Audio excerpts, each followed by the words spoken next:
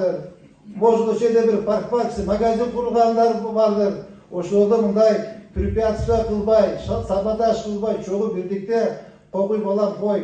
Şahar üçün jardam berip koyuyorlar. Жалғызыра мерге керек емес, жалғызыра мер иштегендер керек емес. Бұл жалпы шаһарлықтар үшін, сен үшін керек.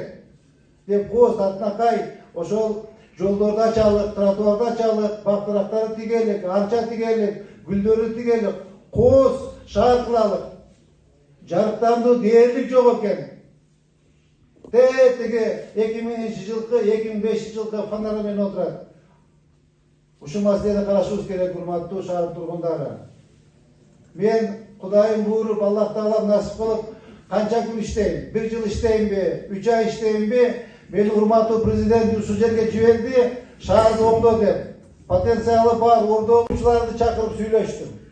Мурдагы болгон мамилеңерди токтоткула дедим. Жетекчилердин баарына айттым.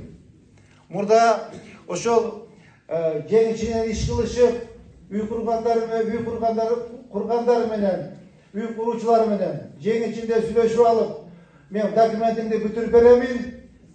Мага бул жерде 2 комната квартира бересиң, либо коммерческий площадь бересиң деген договор менен иштешкен. Мен айттым, давай токтоткула, андай болбош керек. Эч кандай андай болбош керек. Водоканал обязан он подключать вас. Свет он обязан подключать вас. Эч качан андай барып, жең ичинде сүйлөшүүлөр болбосун. Бизге куруучуларга 4-5 талап койдум. Биринчи талап сапаттуу курулуш, сапаттуу үй куруу белгиле дедим.